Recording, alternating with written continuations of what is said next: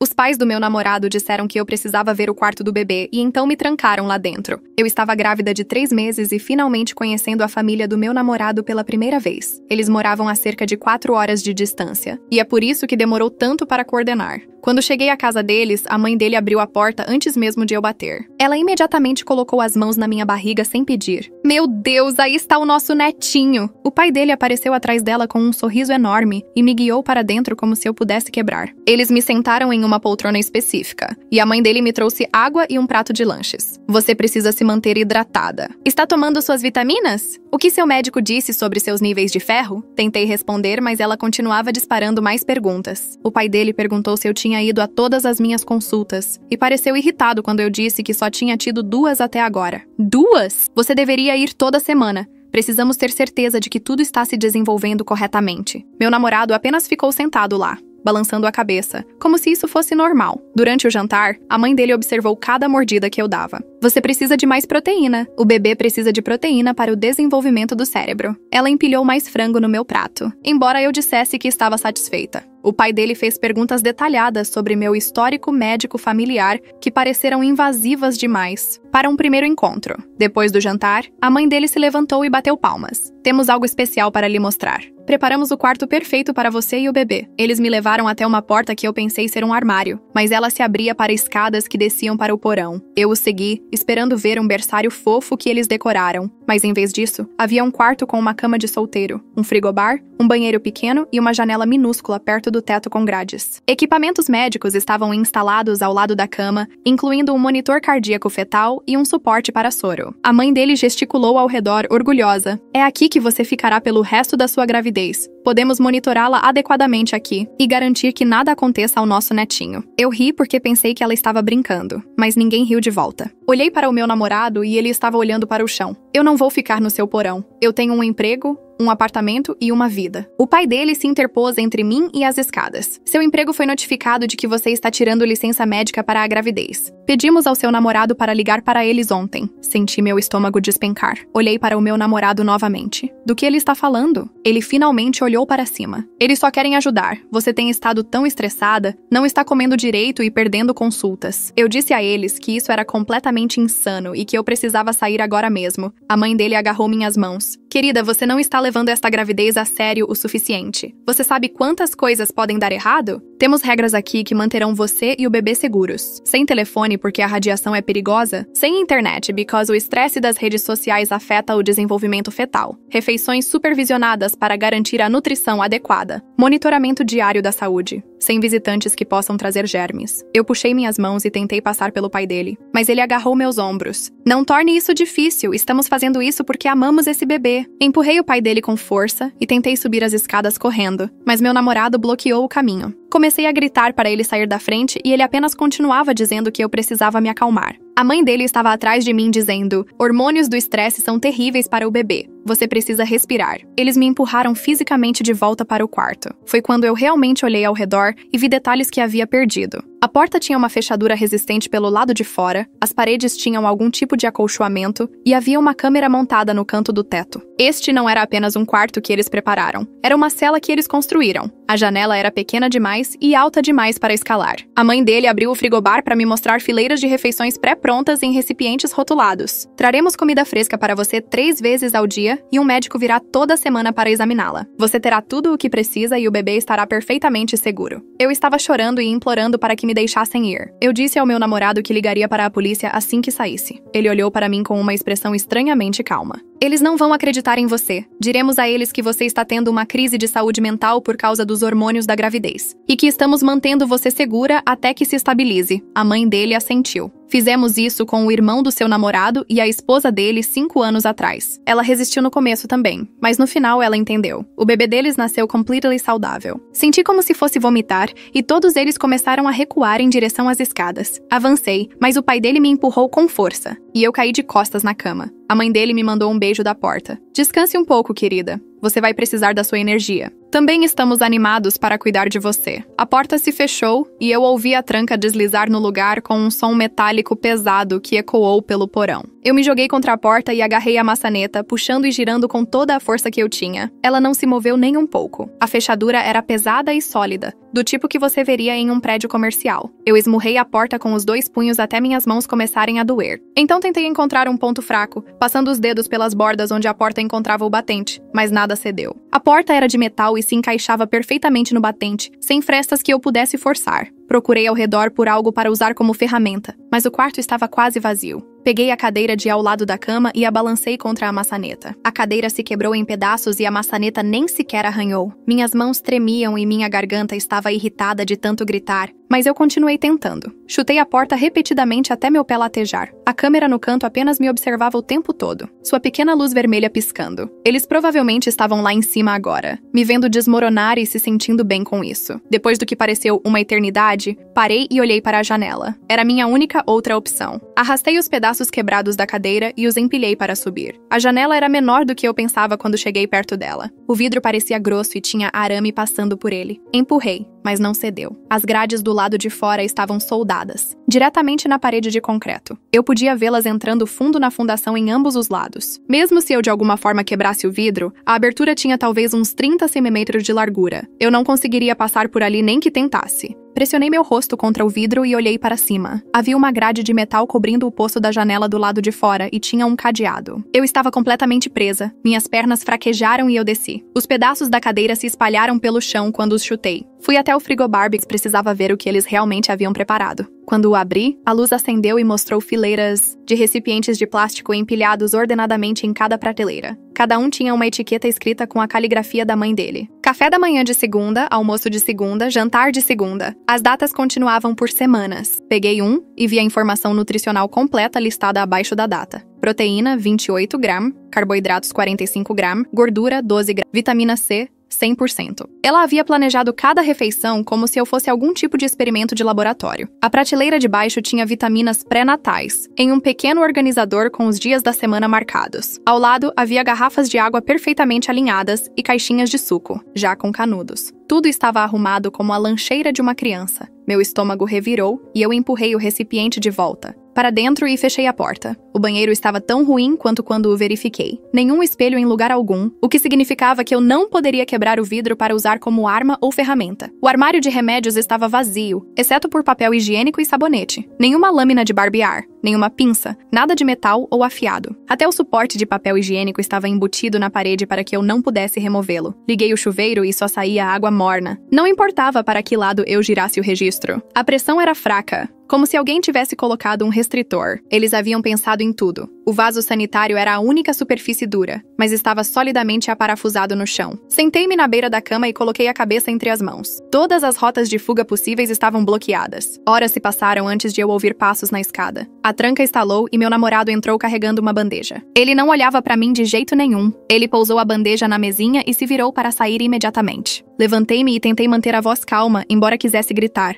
Perguntei-lhe como ele poderia achar que isso estava certo. Ele finalmente olhou para cima, mas seus olhos desviaram dos meus quase imediatamente. Ele disse que seus pais estavam fazendo isso, porque amavam o bebê e queriam ter certeza de que nada desse errado. Sua voz era monótona, como se ele tivesse praticado as palavras. Eu disse a ele que isso era sequestro, abuso e completamente insano. Ele apenas balançou a cabeça e disse que eu não entendia o quão perigosa a gravidez poderia ser. Então ele saiu e trancou a porta atrás de si. Olhei para a bandeja de comida e algo dentro de mim quebrou. Peguei o prato e o atirei com toda a força contra a parede. A comida espirrou para todo lado e o prato se quebrou em pedaços. Eu gritava que queria sair agora mesmo. Peguei o copo e o atirei também. Então esmurrei a porta novamente, gritando para alguém me deixar sair. A voz do meu namorado veio através da porta. Ele disse que passar fome só machucaria o bebê. Ele me disse que se eu não comesse, eles fariam o médico colocar uma sonda de alimentação e me alimentariam à força. Sua voz ainda estava calma e objetiva. Ouvi seus passos subindo as escadas. Deslizei pela parede e sentei no chão, cercada por pratos quebrados e comida. Meu corpo inteiro tremia. Naquela noite não consegui dormir nada. Fiquei deitada na cama, olhando para o teto teto e ouvindo cada som do andar de cima. Passos caminhavam pelo chão acima de mim, a cada 20 ou 30 minutos. No início, pensei que era apenas alguém se levantando para usar o banheiro, mas o padrão era muito regular.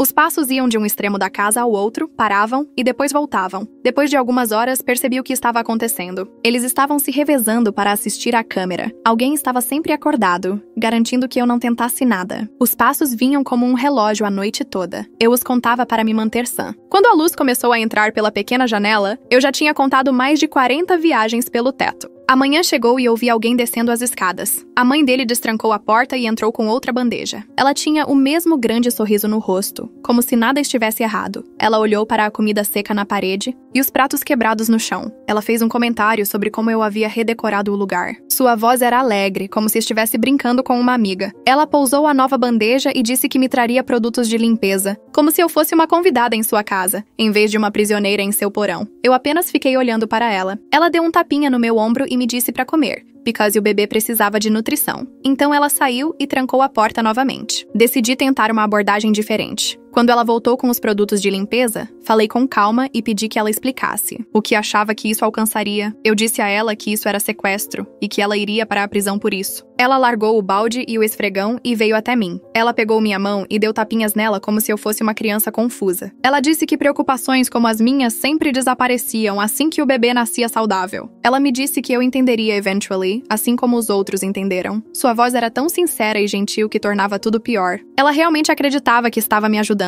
Puxei minha mão e ela apenas sorriu e me disse para limpar quando eu estivesse pronta. Ela subiu as escadas cantarolando para si mesma. Naquela tarde, ouvi várias pessoas descendo as escadas. A mãe dele destrancou a porta e entrou primeiro. Atrás dela estava um homem carregando equipamento médico. Ela o apresentou como Dr. Wallace e disse que ele estava ali para minha primeira consulta pré-natal adequada. Eu o reconheci de fotos que tinha visto da igreja deles. Ele começou a montar uma máquina de ultrassom portátil na mesa enquanto a mãe dele falava sobre como era importante monitorar o desenvolvimento do bebê. Recuei para o canto o mais longe que pude deles. Eu disse a eles que não deixaria ninguém me tocar. Dr. Wallace nem sequer ergueu o olhar de seu equipamento. Ele apenas continuou arrumando suas ferramentas como se eu não tivesse falado. O sorriso da mãe dele finalmente desapareceu um pouco e ela chamou o pai dele, que estava lá em cima. Ouvi passos pesados descendo e soube que isso estava prestes a ficar muito pior. O pai dele entrou pela porta e caminhou direto para mim sem dizer nada. Tentei recuar, mas não havia para onde ir no quarto pequeno. Ele agarrou meus braços e me empurrou para a cama, segurando meus ombros contra o colchão com todo o seu peso. Eu chutei e me contorci, mas ele era muito forte, e o Dr. Wallace se aproximou com seu equipamento como se esta fosse uma consulta normal. A mãe dele ficou parada perto da porta, observando com os braços cruzados. Gritei para eles pararem e o pai dele pressionou com mais força, dificultando minha respiração. O médico levantou minha blusa e espremeu gel frio na minha barriga sem aviso. Eu estava chorando e implorando para que me deixassem ir, mas ninguém respondeu. Dr. Wallace moveu o transdutor de ultrassom pela minha pele e olhou para a pequena tela que ele havia montado na mesa. Ele fazia anotações em sua prancheta, entre as verificações no monitor. A mãe dele perguntou se tudo parecia bem, e ele assentiu sem levantar o olhar.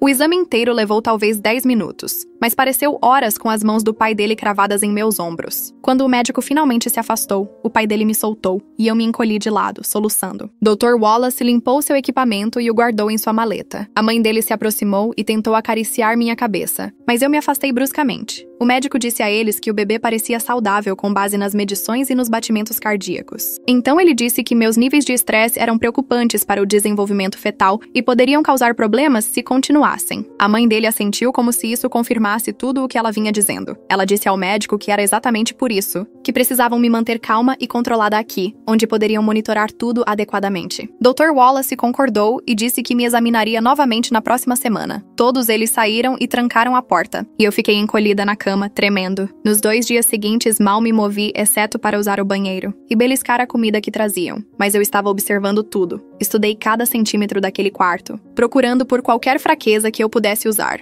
O acolchoamento nas paredes era de um material industrial grosso, aparafusado diretamente no concreto atrás dele. Tentei puxar as bordas, mas os parafusos estavam fundos e eu não conseguia nenhuma alavanca. A estrutura da cama era de metal e soldada, depois aparafusada no chão, então eu não podia nem deslizá-la. O frigobar era pesado demais para levantar e não tinha peças removíveis. As instalações do banheiro eram todas de peça única, instaladas nas paredes. Até o suporte de papel higiênico era embutido na parede, sem bordas afiadas. A pequena janela tinha grades que estavam fixadas na fundação de concreto, e o vidro era reforçado com malha de arame por dentro. A porta era de madeira maciça com reforço de metal, e a fechadura era de nível industrial, pelo lado de fora. Contei os parafusos que seguravam o acolchoamento da parede. Medi o quarto andando de calcanhar à ponta do pé. Cronometrei quanto tempo a luz da janela durava a cada dia. Eu estava procurando por qualquer coisa que pudesse me ajudar, mas tudo foi construído para manter alguém preso. No terceiro dia, notei algo sobre a câmera montada no canto do teto. Ela estava posicionada para ver a maior parte do quarto, mas havia um pequeno ponto cego bem onde a porta do banheiro encontrava a parede. Se eu ficasse pressionada contra aquela seção específica da parede, o ângulo significava que eles não podiam ver exatamente o que minhas mãos estavam fazendo. Era talvez um espaço de 60 centímetros, mas era alguma coisa. Testei ficando lá e movendo minhas mãos enquanto observava a lente da câmera. Daquela posição, o batente da porta bloqueava a visão das minhas mãos, embora eles ainda pudessem ver meu corpo. Guardei essa informação e continuei procurando. A mãe dele trouxe produtos de limpeza naquela tarde e me disse que o banheiro precisava de atenção. Peguei o balde e o borrifador e entrei lá, fechando a porta quase toda. Comecei a esfregar o vaso sanitário, e foi quando vi marcas na parede atrás dele. No começo, pensei que era apenas sujeira ou dano, mas quando olhei mais de perto, percebi que eram arranhões, marcas deliberadas esculpidas na tinta e no drywall por baixo. Estavam organizadas em grupos de 5 com um risco atravessando cada grupo. Marcas de contagem. Alguém havia contado os dias aqui antes de mim. Minhas mãos começaram a tremer enquanto eu continuava contando. 10 dias, 20 dias, 50 dias. As marcas subiam pela parede e continuavam na seção atrás dos canos. Tive que me contorcer para ver todas. 100 dias, 150 dias, 200 dias. Então elas paravam. Sentei-me no chão, olhando para aquelas marcas e me senti enjoada. Alguém ficou preso neste quarto por mais de 200 dias. A mãe dele disse que fizeram isso com a esposa do irmão dele 5 anos atrás. Devia ser ela contando os dias de seu aprisionamento. Continuei limpando, mas minha mente estava acelerada. Movi a cama ligeiramente para varrer embaixo dela, e foi quando vi mais marcas no chão. Mas não eram marcas de contagem. Eram palavras esculpidas profundamente na madeira, debaixo de onde a cama normalmente ficava. Os arranhões eram ásperos e irregulares, como se alguém tivesse usado algo pequeno, e não muito afiado durante muitas tentativas. Tive que ficar de joelhos para lê-las na luz fraca. Marilyn,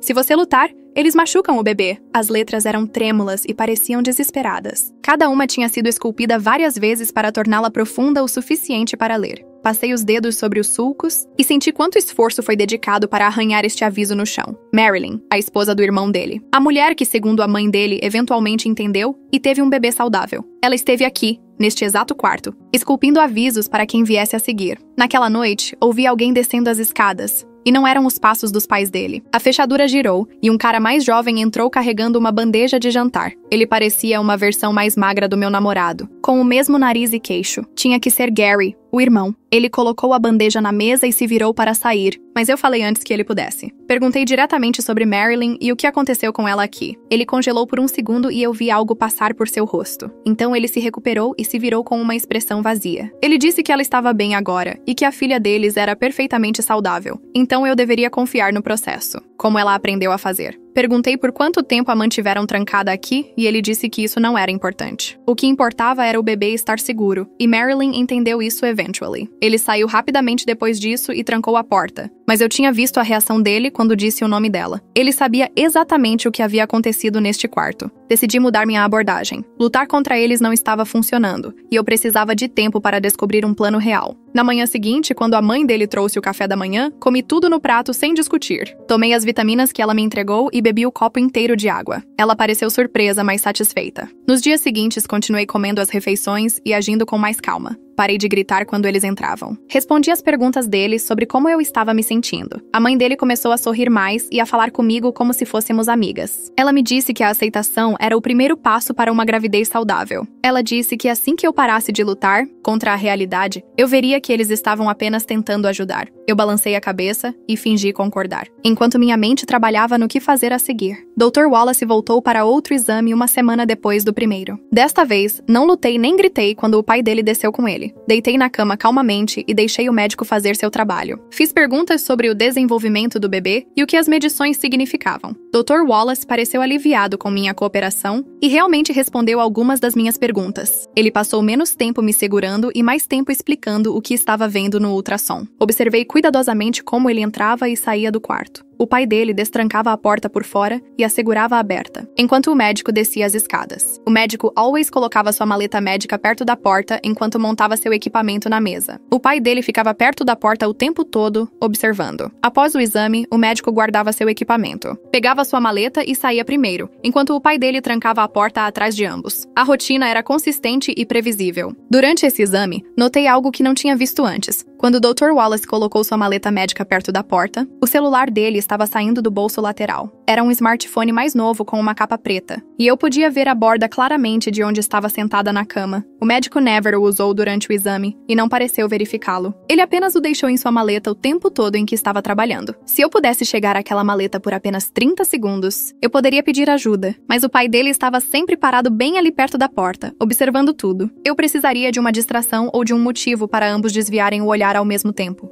Continuei agindo de forma cooperativa e complacente enquanto pensava em como fazer isso acontecer. Na manhã seguinte, esperei a mãe dele trazer o café da manhã, e quando ouvi seus passos na escada, entrei em posição. Dobrei-me na cama e comecei a gemer alto o suficiente para ela ouvir através da porta. A fechadura estalou, e ela entrou carregando a bandeja como sempre, mas parou quando me viu encolhida e agarrando minha barriga. Eu me fiz chorar e agarrei a parte inferior do meu abdômen como se algo estivesse realmente errado. Ela largou a bandeja rapidamente e se aproximou, mas não parecia assustada como eu esperava. Seu rosto estava preocupado, mas calmo e controlado. Implorei para que ela chamasse uma ambulância porque algo parecia terrível. Com o bebê e a dor estava piorando. Fiz minha voz soar em pânico e desesperada enquanto me balançava para frente e para trás na cama. Ela pegou o celular, mas em vez de ligar para os serviços de emergência, ligou para outra pessoa. Eu podia ouvir o telefone chamando no viva voz e então o Dr. Wallace atendeu. A mãe dele descreveu meus sintomas, daquele jeito médico distante, enquanto permanecia entre mim e a porta o tempo todo. Ela disse a ele que eu estava tendo cólicas abdominais inferiores e parecia angustiada, e perguntou se ele poderia vir me examinar imediatamente. Ele disse que estaria lá em 20 minutos e ela desligou. Continuei com a encenação e continuei chorando. Que precisávamos ir ao hospital agora porque, e se algo estivesse realmente errado? Ela apenas deu um tapinha no meu ombro e disse que o médico chegaria em breve e não havia necessidade de pânico. Aqueles 20 minutos pareceram uma eternidade, enquanto eu ficava encolhida, fingindo estar com dor. Quando o Dr. Wallace chegou, o pai dele desceu com ele como antes. O médico me examinou minuciosamente com seu equipamento e verificou os batimentos cardíacos do bebê e pressionou minha barriga em lugares diferentes. Depois de cerca de 15 minutos, ele se levantou e disse à mãe dele que tudo parecia normal e que os batimentos cardíacos do bebê estavam fortes e estáveis. Ele disse que eu probably estava apenas sentindo o desconforto normal da gravidez combinado com estresse e ansiedade. A mãe dele agradeceu e o acompanhou escada acima, enquanto o pai dele ficou para trás e me encarou com aquele olhar de quem sabia de tudo. Depois que eles saíram, o pai dele se aproximou da cama e me disse que aquela tinha sido uma tentativa estúpida. Agora eles sabiam que eu ainda estava procurando maneiras de escapar. Ele subiu as escadas sem dizer outra palavra e trancou a porta. No dia seguinte, o pai dele desceu com ferramentas e uma escada. Ele passou mais de 1 hora instalando uma segunda câmera, no canto oposto da primeira. Eu o observei trabalhar e percebi que ele estava cobrindo o ponto cego, que eu havia encontrado perto da porta do banheiro. Quando terminou, ele testou ambas as câmeras de ângulos diferentes e pareceu satisfeito. Agora, eles podiam ver cada canto do quarto e não havia lugar onde eu pudesse esconder qualquer coisa ou fazer qualquer coisa sem ser observada. Senti que o último pingo de privacidade que eu tinha desapareceu completamente. Depois que ele saiu, olhei ao redor do quarto e entendi que qualquer plano que eu tentasse fazer seria visível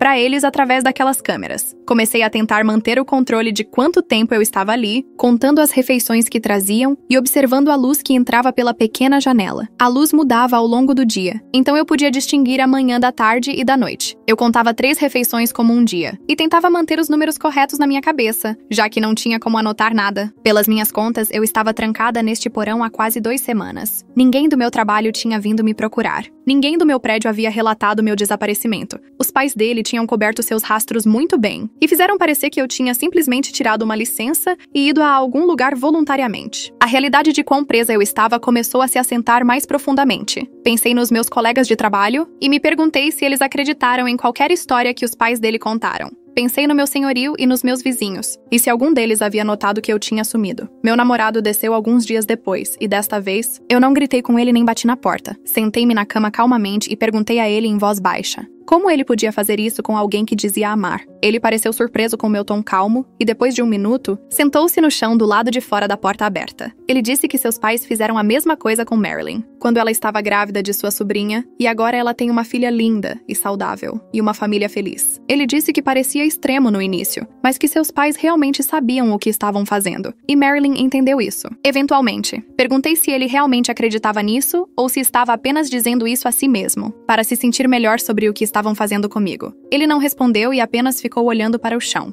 Então eu perguntei o que aconteceu com as outras mulheres que sua família aprisionou antes de Marilyn, porque aquelas marcas de contagem na parede iam muito além de apenas uma gravidez. O rosto dele ficou completely pálido, e ele se levantou rápido. Ele disse que eu estava confusa e estressada, e que só existia a Marilyn e mais ninguém. Ele se virou para sair, e eu o lembrei que ele deveria trazer o jantar, mas ele apenas subiu as escadas sem a bandeja, e trancou a porta atrás de si. Eu tinha visto a reação dele, however, e sabia que tinha havido outras antes de Marilyn. A questão era o que aconteceu com elas, e por que ninguém nunca descobriu sobre o padrão desta família. Naquela noite, ouvi vozes alteradas vindas do andar de cima. Seus pais e meu namorado estavam brigando sobre algo, e suas vozes chegavam até aqui pelas saídas de ar. Pressionei meu ouvido contra a parede perto da pequena janela e tentei decifrar o que diziam. Peguei frases como: ela está fazendo perguntas demais e deveríamos ter esperado mais como da última vez, e você precisa parar de falar tanto com ela. A discussão durou mais de 1 hora. E ficou mais alta em alguns momentos. Ouvi a mãe dele chorando em certo ponto, e a voz do pai dele ficando zangada e severa. A voz do meu namorado parecia defensiva e assustada. Eventualmente a casa ficou quieta, mas eu não conseguia dormir porque minha mente estava acelerada com o que eu tinha ouvido. Eles tinham feito isso antes e algo tinha dado errado da última vez, e agora estavam preocupados que eu estava descobrindo as coisas rápido demais. Na manhã seguinte, a mãe dele desceu e tudo nela estava diferente. Ela não estava sorrindo ou alegre, nem agindo como se fôssemos amigas. Seu rosto estava sério e frio.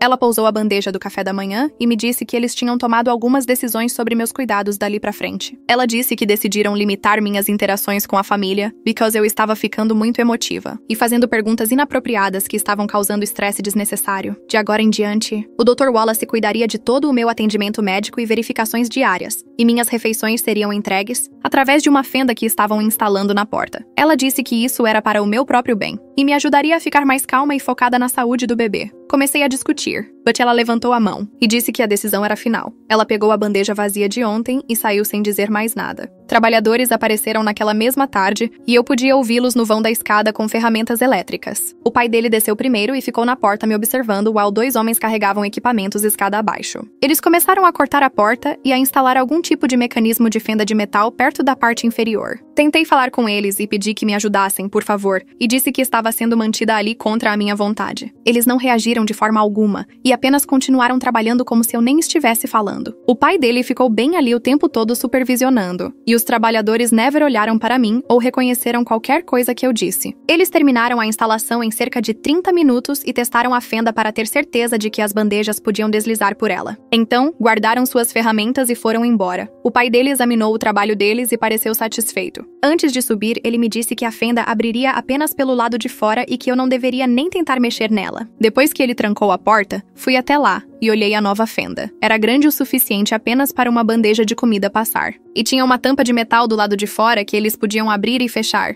Percebi que os trabalhadores probably já tinham feito essa exata instalação antes, neste mesmo quarto, para quem esteve aqui antes de mim. A nova rotina começou immediately. Eu só via o Dr. Wallace agora quando ele vinha para os exames semanais, e o pai dele always supervisionava essas visitas. 3 vezes por dia, a fenda se abria e uma bandeja deslizava com minhas refeições. Eu never via quem as entregava nem ouvia vozes. A fenda se fechava assim que eu pegava a bandeja e se abria novamente mais tarde, when eu colocava a bandeja vazia de volta. O isolamento era muito pior do que when eles costumavam entrar e discutir comigo, ou tentar me convencer de que tudo isso era para o meu próprio bem. Pelo menos naquela época, eu tinha contato humano, even if fosse com meus captores. Agora eu só tinha as câmeras me observando silenciosamente e as refeições aparecendo pela fenda como se eu fosse um animal sendo alimentado em uma jaula. Comecei a falar sozinha apenas para ouvir uma voz humana no quarto. Eu narrava o que estava fazendo ou tinha conversas comigo mesma sobre o que tentar a seguir. Às vezes eu falava com o bebê e dizia que sentia muito por trazê-lo para esta situação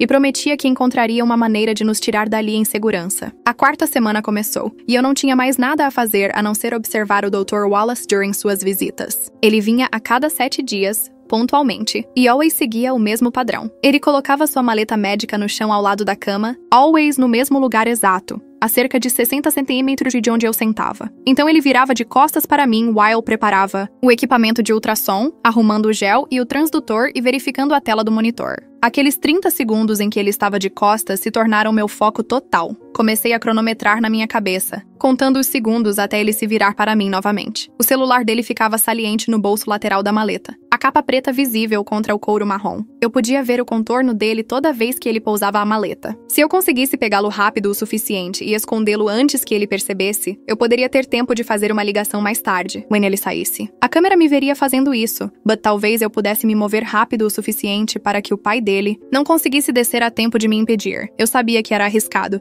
mas era a única chance que eu tinha. Os dias entre suas visitas pareciam intermináveis, while eu planejava exatamente como me moveria, que mão usaria, onde esconderia o celular nos 2 segundos antes de ele se virar. Pratiquei o movimento várias e várias vezes, na minha cabeça até conseguir visualizá-lo perfeitamente. Quando ele finally veio para o próximo exame, eu estava pronta. Ele entrou com o pai dele logo atrás, como always, e colocou a maleta no local de costume. Meu coração batia tão forte que pensei que eles poderiam ouvi-lo. Ele virou de costas para arrumar o ultrassom e eu me lancei da cama, minha mão alcançando aquele bolso lateral. Coloquei meus dedos no celular e comecei a puxá-lo. But ele se virou mais rápido do que eu esperava. A mão dele agarrou meu pulso e torceu com força, forçando meus dedos a se abrirem. O celular caiu de volta na maleta, e ele continuou torcendo até que eu gritei e caí de joelhos. Ele não disse nada, apenas segurou meu pulso naquele aperto doloroso, while enfiava a outra mão. Eles não me bateram nem gritaram comigo. O pai dele apenas começou a remover coisas do quarto em completo silêncio. Ele pegou as poucas peças de roupa que me deram da pequena cômoda. Ele pegou o cobertor extra da cama.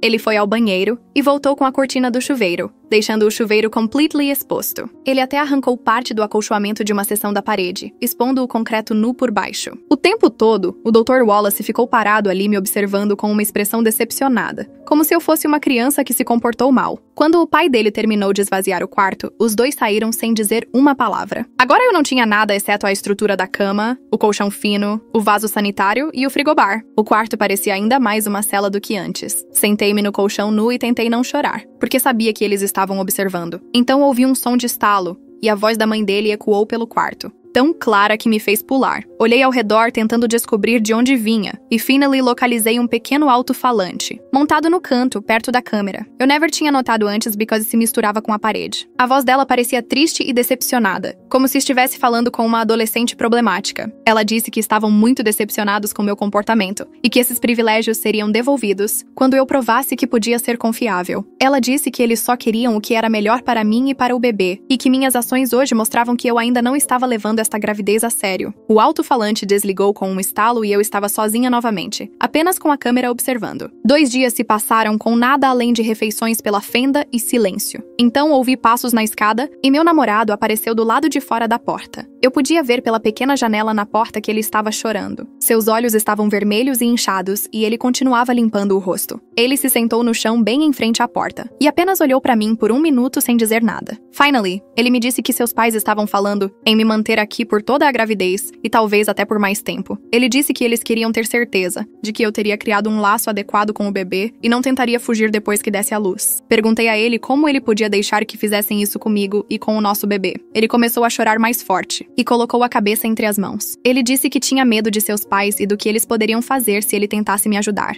Ele disse que eles dois foram assim, controlando cada parte da vida dele e de Gary. Ele me disse que when Gary tentou ir embora com Marilyn antes de a filha deles nascer, seus pais ameaçaram denunciar os dois por sequestrar o bebê. Eles disseram que diriam à polícia que Gary e Marilyn eram instáveis e perigosos, e que estavam tentando levar o neto para longe deles. Gary recuou because estava apavorado com a ideia de perder sua filha completely. Observei meu namorado chorar e não senti nada além de raiva dele. Ele era um covarde que ajudou a me prender aqui e agora estava chorando por estar com medo. Mas ele fez algo que eu não esperava. Ele olhou ao redor cuidadosamente, como se estivesse verificando se alguém estava ouvindo. Ele tirou um pedaço de papel dobrado do bolso. Ele o deslizou rapidamente por baixo da porta e me disse em um sussurro que Marilyn às vezes os visitava com a filha. Ele disse que talvez ela pudesse me ajudar de alguma forma. Então ele se levantou e saiu antes que eu pudesse perguntar qualquer outra coisa. Peguei o papel e o desdobrei. Tinha um número de telefone escrito nele e um bilhete com a caligrafia dele que dizia que era o número de Marilyn e que ela entendia o que eu estava passando. Olhei para a câmera e sabia que eles o teriam visto me passar o papel, se estivessem assistindo. Eu tinha que escondê-lo em algum lugar que não encontrassem. Dobrei-o o menor que pude e o coloquei dentro da minha calcinha, o único lugar que never haviam revistado. 3 dias se passaram, sem nenhuma menção ao papel por parte dos pais dele, então talvez eles não estivessem assistindo naquele momento. Comecei a ouvir novas vozes no andar de cima, uma mulher e uma criança. Pela pequena janela, eu podia ouvi-los no quintal. A criança chamava alguém de mamãe e ouvi a voz da mãe dela respondendo. Então ouvi a avó, do meu namorado, mimando os dois, com aquele mesmo tom alegre que ela costumava usar comigo. Mais tarde, naquele dia, ouvi passos descendo as escadas e a porta foi destrancada. Uma mulher entrou e eu soube que era Marilyn. Ela parecia estar no final dos seus 20 anos, mas seus olhos pareciam mais velhos, cansados. Ela tinha olheiras escuras e seus ombros estavam caídos, como se carregasse algo pesado. Ela olhou de relance para a câmera, Dan olhou para mim, e eu vi tudo em seu rosto. A derrota, a resignação, a exaustão profunda de alguém que lutou e perdeu. Ela se sentou na beira da cama e me disse baixinho que lutar contra eles só piorava tudo. Ela disse que se eu apenas cooperasse e fizesse o que eles queriam, eles eventualmente me deixariam ter um tipo de vida normal, como a que ela tinha agora. Fiquei olhando para ela e perguntei por que ela simplesmente não ia embora agora, e levava a filha com ela. Ela olhou para as mãos e explicou que os pais dele passaram 2 anos convencendo a todos na igreja e em toda a comunidade que ela teve sérios problemas de saúde mental durante a gravidez. Disseram a todos que ela tinha tendências suicidas e estava instável, e que a mantiveram segura até ela melhorar. Agora, se ela tentasse ir embora e levar a filha, eles usariam toda aquela história inventada contra ela. Eles diriam aos tribunais que ela era mentalmente doente e perigosa, e tirariam a filha dela legalmente. Ela disse que pensou em fugir tantas vezes, mas não podia arriscar perder a filha.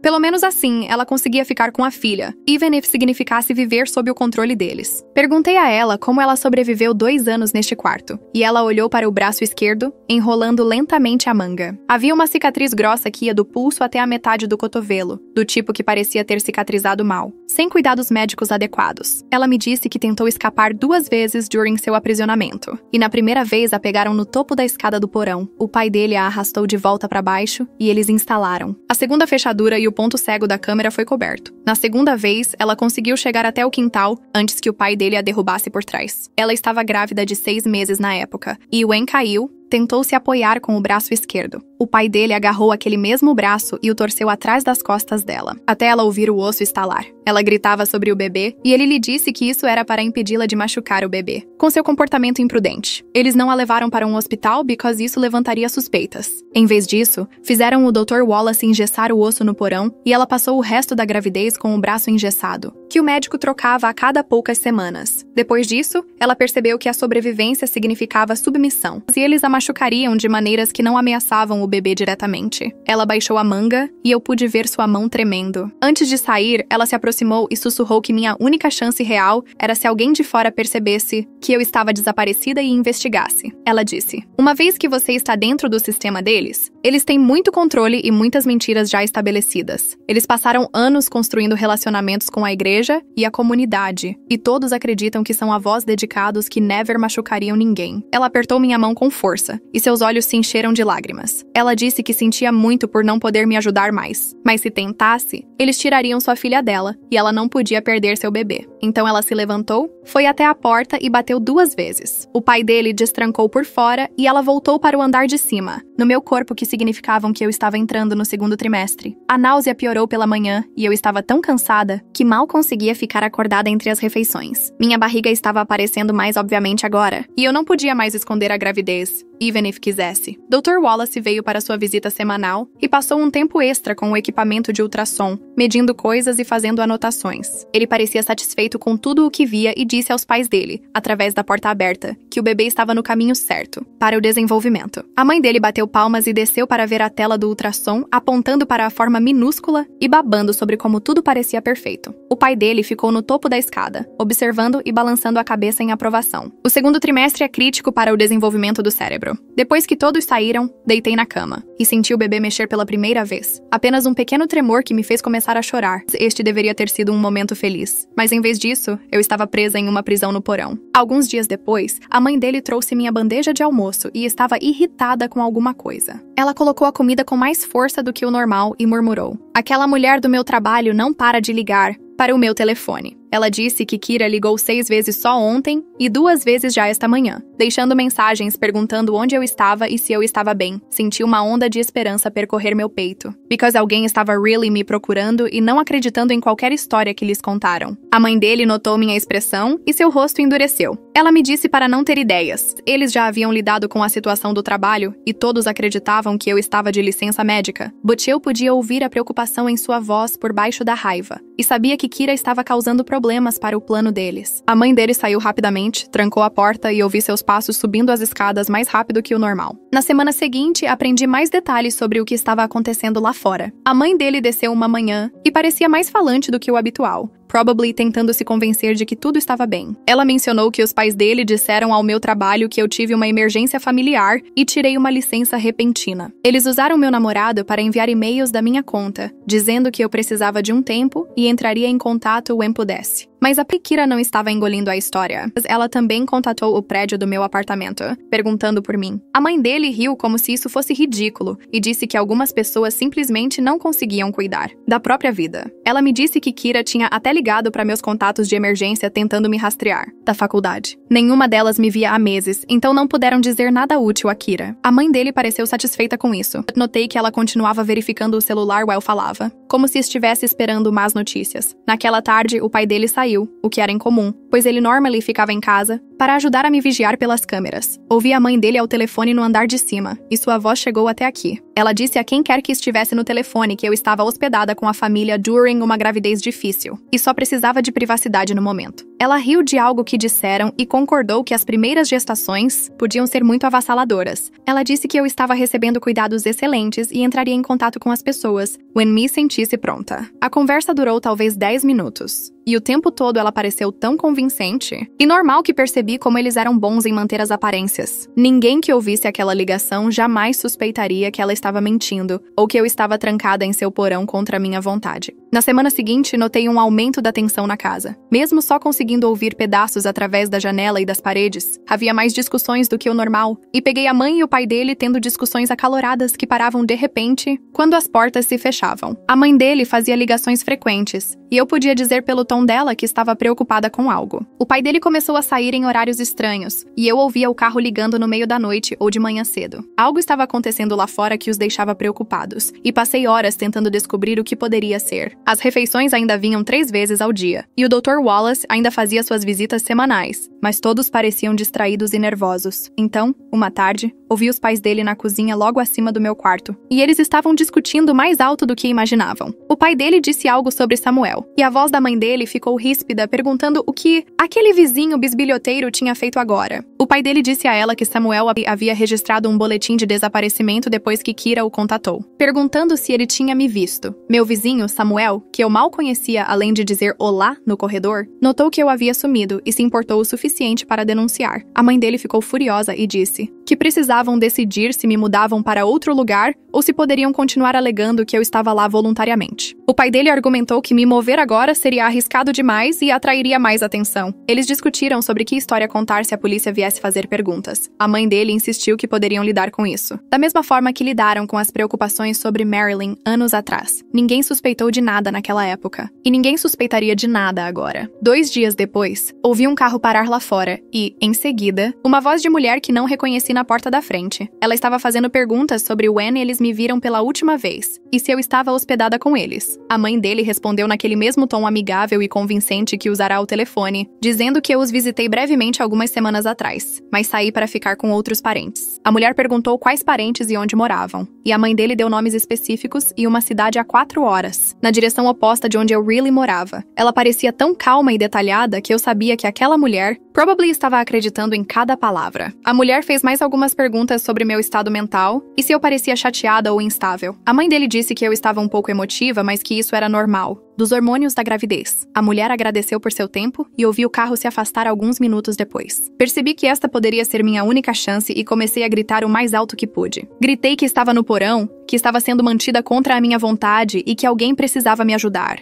Gritei até minha garganta queimar e minha voz falhar. O porão era a prova de som e a mulher já estava muito longe. Ouvi passos correndo a escada abaixo e o pai dele irrompeu pela porta. Ele estava segurando fita adesiva e seu rosto estava vermelho de raiva. Ele atravessou o quarto em 3 passos e tapou minha boca com a fita, antes que eu pudesse me afastar. Ele se inclinou para perto e me disse que se eu tentasse aquilo de novo, eles me sedariam pelo resto da gravidez. Ele disse que tinham medicação suficiente para me manter inconsciente, por meses, se necessário, e o bebê ficaria bem. Mas eu acordaria após o parto sem me lembrar de nada. A mão dele ainda estava no meu rosto segurando a fita e eu podia sentir seu hálito e ver as veias em seu pescoço. Ele me disse que a detetive não voltaria because sua mãe tinha sido muito convincente e não havia provas de que eu estava ali. Então ele se virou e saiu, trancando a porta atrás de si e me deixando com a fita adesiva colada na boca e lágrimas escorrendo pelo rosto. Fiquei quieta depois disso, meu coração ainda acelerado por ter gritado e a fita ainda presa sobre minha boca. O adesivo queimava minha pele e eu podia sentir um gosto químico em meus lábios. Horas se passaram e eu os ouvia andando no andar de cima. Sons normais de casa, como se não estivessem mantendo alguém prisioneiro no porão. A mãe dele desceu e arrancou a fita sem aviso. A dor fez meus olhos lacrimejarem, mas não emiti som. Ela me entregou uma garrafa de água e me disse para beber devagar, because a desidratação era ruim para o bebê. Peguei a água because minha garganta doía muito por ter gritado mais cedo. Ela me observou beber a garrafa inteira antes de pegar a garrafa vazia de volta e sair sem dizer outra palavra. 2 dias se passaram com a mesma rotina. Refeições pela fenda 3 vezes ao dia, a câmera observando tudo o que eu fazia. Nenhuma voz, exceto os passos ocasionais no andar de cima. Então, na 3ª manhã, ouvi um carro parar lá fora e a voz de uma mulher na porta da frente novamente. Era aquela detetive de antes. Eu podia dizer pelo tom, embora não pudesse entender as palavras. A mãe dele atendeu. E desta vez, sua voz parecia diferente. Mais alta e rápida do que antes. A detetive estava fazendo mais perguntas e ouvi ela dizer algo sobre o porão. A mãe dele disse que estava reformado e não era seguro descer lá. A detetive continuou insistindo. E a voz da mãe dele ficou mais tensa, enquanto ela dava desculpas. Elas discutiram por vários minutos, antes de eu ouvir a porta do carro da detetive fechar e o motor ligar. Mas algo parecia diferente desta vez. A detetive não acreditou nela. Sentei-me no chão depois que elas saíram e percebi que esta poderia ser minha última chance, antes que me mudassem para outro lugar. Eu precisava deixar uma prova de que estive aqui, caso alguém vasculhasse a casa. Fui ao banheiro e me ajoelhei atrás do vaso sanitário, onde encontrei a mensagem de Marilyn arranhada na parede. Minhas unhas já estavam curtas, but escolhi a mais longa e comecei a arranhar o concreto pintado. A tinta saía em pequenos flocos, e o concreto por baixo era áspero e duro. Pressionei com toda a força que pude, e arrastei minha unha pela superfície. Doía, e as pontas dos meus dedos começaram a sangrar,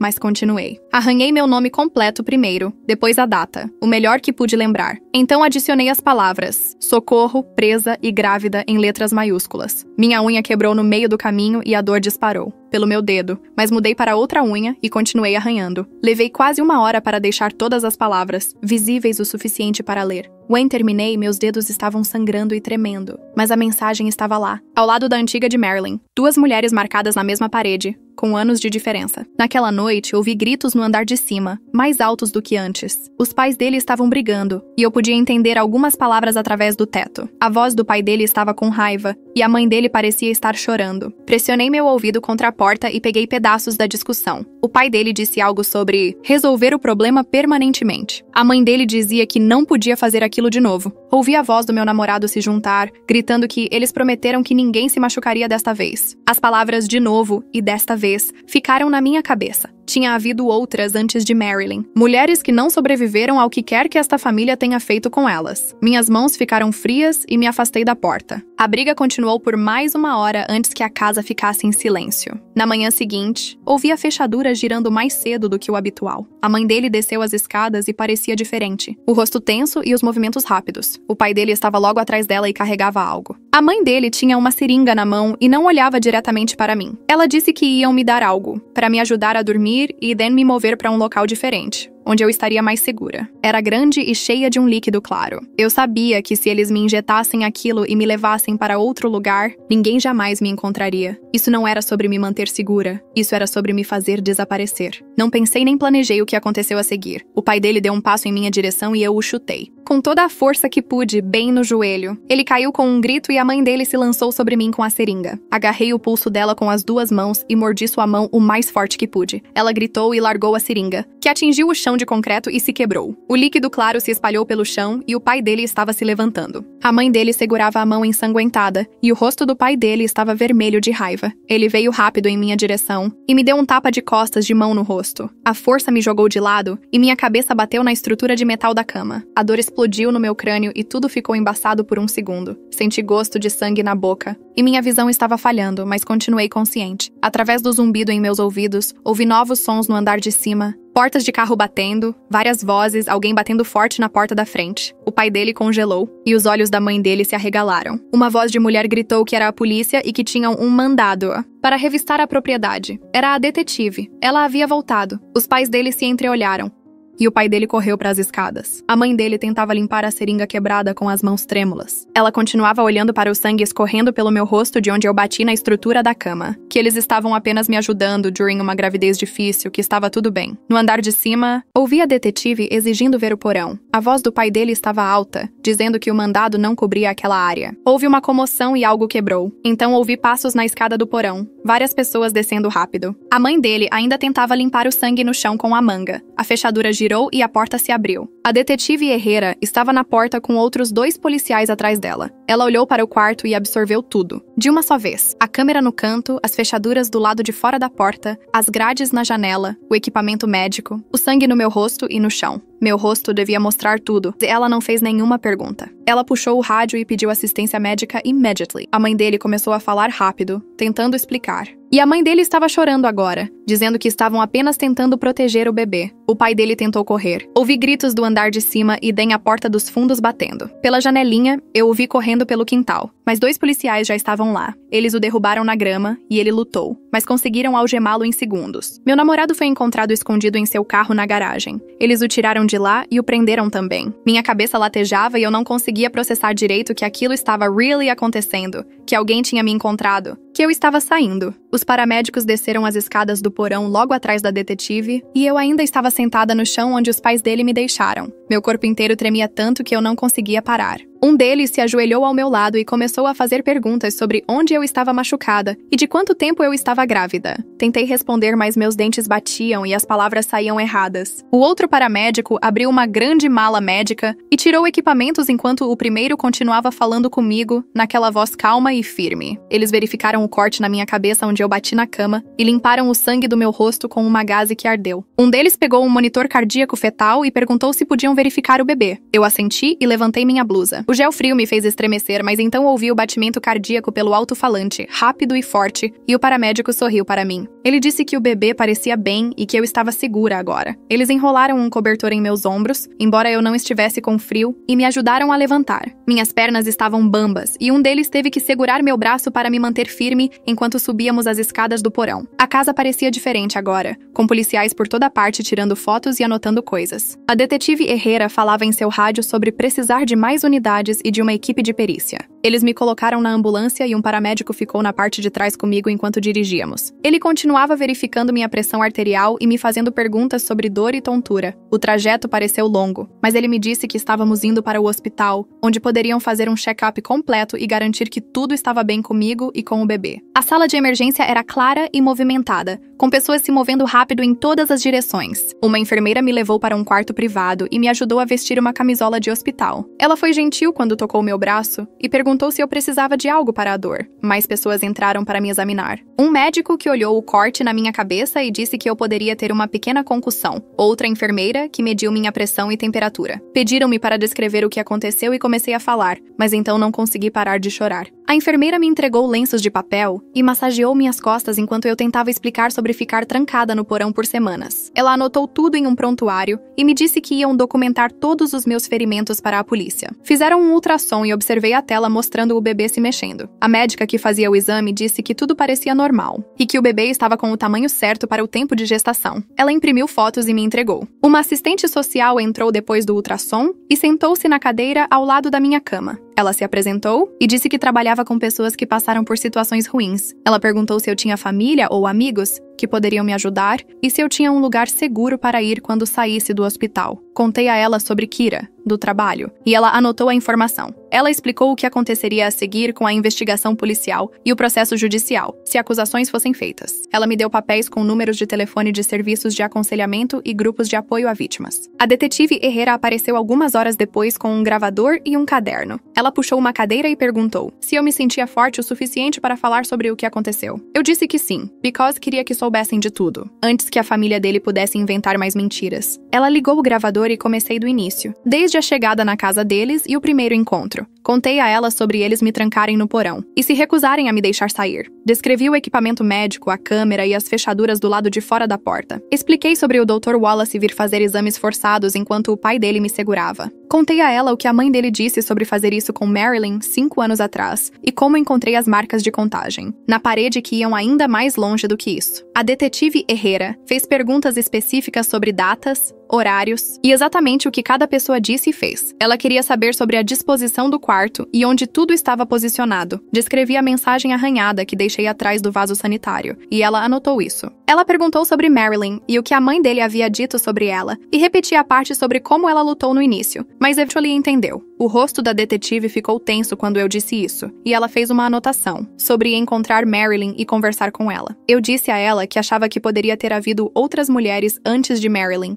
com base em quantas marcas de contagem eu havia contado. Ela prometeu que estavam revistando a casa completamente e encontrariam qualquer evidência que existisse. A entrevista durou quase 2 horas e, no final, minha voz estava rouca, de tanto falar. A polícia ligou para a detetive Herrera while eu ainda estava no hospital para contar o que haviam encontrado. Ela voltou ao meu quarto e disse que haviam localizado minha mensagem arranhada exactly onde eu descrevi. Encontraram o nome de Marilyn gravado lá também, junto com datas que batiam com o que a mãe dele havia dito sobre 5 anos atrás. A equipe de perícia havia arrancado algumas tábuas do assoalho no quarto do porão e descoberto coisas escondidas embaixo. Havia registros médicos de pelo menos 2 outras mulheres com nomes e datas diferentes, de quase 20 anos atrás. Encontraram fotografias e documentos que os pais dele haviam guardado, probably como algum tipo de registro doentio, do que fizeram. A detetive disse que a investigação estava crescendo à medida que percebiam que esta família vinha fazendo isso por possibly décadas. Ela perguntou se eu conseguia pensar em mais alguma coisa que pudesse ajudá-los a encontrar as outras vítimas ou descobrir o que havia acontecido com elas. Contei a ela sobre a conversa que ouvi entre os pais dele sobre resolver problemas permanentemente e a mãe dele chorando que não podia fazer aquilo de novo. A detetive Herrera anotou tudo e disse que iam revistar a propriedade minuciosamente, incluindo o quintal e quaisquer outras construções. Ela me disse que mais policiais estavam sendo designados para o caso e que estavam investigando relatórios de pessoas desaparecidas da área nos últimos 30 anos. Eles trouxeram Marilyn para interrogatório no dia seguinte e fiquei sabendo pela detetive Herrera quando ela veio me atualizar. Marilyn desmoronou em a entrevista e finalmente contou a verdade sobre seu aprisionamento. Ela descreveu ter ficado trancada naquele mesmo quarto do porão por 2 anos inteiros, while estava grávida, e depois que o bebê nasceu. Ela disse que eles controlaram tudo sobre sua vida during esse tempo, o que ela comia, when dormia e como cuidava do bebê. Eles convenceram a todos na comunidade da igreja de que ela tinha sérios problemas mentais e precisava da ajuda deles. Ela estava com medo de perder a filha, se contasse a verdade, mas os pais dele passaram anos construindo uma história sobre ela ser instável. A detetive garantiu a ela que ela era uma vítima e não seria acusada de nada. Marilyn deu a eles detalhes sobre a rotina que os pais dele seguiam e as regras que impunham. Ela confirmou que o Dr. Wallace também esteve envolvido em seu aprisionamento, fazendo exames médicos e ajudando os pais dele a monitorar sua gravidez. Ela disse que Gary sabia o que estava acontecendo, mas tinha muito medo dos pais para ajudá-la a escapar. A detetive me disse que Marilyn estava conseguindo seu próprio advogado e serviços de aconselhamento para ajudá-la a decidir o que fazer a seguir. Gary foi preso na mesma week que seus pais, mas suas acusações eram diferentes. O promotor distrital o estava tratando como cúmplice do aprisionamento de Marilyn, já que ele sabia e não fez nada para impedir. O advogado de Gary estava alegando que ele também havia sido manipulado e controlado por seus pais a vida inteira. O promotor estava montando casos contra todos eles por sequestro, cárcere privado, agressão e conspiração. Os pais dele enfrentavam as acusações mais graves, planejaram e executaram múltiplos sequestros ao longo de muitos anos. Meu namorado também enfrentaria um bom tempo de prisão, já que ajudou a planejar meu sequestro e participou ativamente. E como seria o processo? Ela disse que os pais dele poderiam pegar de 20 a 30 anos cada um, se condenados em todas as acusações. Meu namorado poderia pegar de 10 a 15 anos, dependendo de quanta cooperação ele oferecesse. Gary poderia ter uma sentença reduzida se testemunhasse contra os pais e ajudasse na investigação. A licença médica do Dr. Wallace foi suspensa e ele estava enfrentando suas próprias acusações criminais, por seu papel nos exames médicos forçados e na conspiração. Eles me mudaram para uma casa de segurança 3 dias depois que saí do hospital, because a detetive Herrera disse que a família tinha conexões na comunidade da igreja, que poderiam tentar me intimidar ou interferir na investigação. A casa de segurança ficava em uma parte diferente da cidade, em um bairro comum, onde ninguém pensaria em me procurar. Uma defensora de vítimas ficou lá comigo e me ajudou a conseguir roupas novas e suprimentos básicos, já que eu não tinha nada do meu apartamento. Kira veio me visitar assim que lhe disseram onde eu estava. Ela entrou e immediately começou a chorar e me abraçar. Ela disse que sabia que algo estava errado when meus e-mails não pareciam ser meus. Ela tentou ligar para o meu telefone várias vezes. E when meu namorado atendeu e deu desculpas estranhas, ela ficou mais desconfiada. Ela contatou o prédio do meu apartamento e meus contatos de emergência tentando me encontrar. Ela até dirigiu até meu apartamento e falou com meus vizinhos sobre se tinham me visto. Kira me trouxe coisas do meu apartamento que a polícia havia recuperado depois de fazer meu namorado dar acesso a eles. Ela ficou por horas apenas sentada comigo e ouvindo tudo o que havia acontecido. Samuel, meu vizinho do prédio, tinha sido quem registrou o boletim oficial de desaparecimento que envolveu a detetive Herrera. Ele disse à polícia que viu meu namorado carregando meu carro com meus pertences no dia seguinte ao meu desaparecimento. Ele o observou levar meu carro embora e achou estranho, já que eu nevera havia mencionado que me mudaria ou iria a algum lugar. O testemunho dele ajudou a provar que o sequestro havia sido planejado com antecedência e não foi algo repentino. A polícia encontrou meu carro estacionado em um depósito que os pais dele possuíam, cheio de minhas coisas do apartamento. Meu namorado havia esvaziado meu apartamento para parecer que eu tinha saído voluntariamente. Ele atendeu meu telefone e enviou e-mails das minhas contas para manter a aparência de que eu estava bem. Todas essas evidências estavam ajudando a construir o caso da promotora de que este foi um sequestro planejado, e não uma família tentando ajudar alguém com problemas mentais, como os pais dele estavam alegando. A promotora me manteve atualizada conforme o caso avançava nas semanas seguintes. Ela explicou que os pais dele enfrentavam de 20 a 30 anos cada um por múltiplas acusações de sequestro, cárcere privado e agressão. Meu namorado enfrentava de 10 a 15 anos por seu papel no planejamento e execução do meu sequestro. Gary poderia conseguir uma sentença reduzida, talvez de 5 a 8 anos, se cooperasse totalmente e testemunhasse contra os pais. Dr. Wallace enfrentava suas próprias acusações criminais, e o Conselho de Medicina estava agindo para revogar permanently sua licença. A promotora disse que também estavam investigando os outros casos de anos atrás e tentando identificar as outras mulheres que foram mantidas naquele porão. Ela me avisou que o processo do julgamento levaria muito tempo, probably mais de 1 ano, e que eu teria que testemunhar sobre o que aconteceu. Ela me conectou com uma defensora de vítimas que me ajudaria during os procedimentos judiciais e garantiria que eu entendesse o que estava acontecendo em cada etapa. Eu tive que tomar uma decisão, antes de me sentir pronta para escolher. A terapeuta com quem me conectaram me ajudou a processar todos os sentimentos complicados, sobre carregar um bebê que estava conectado a uma experiência tão horrível.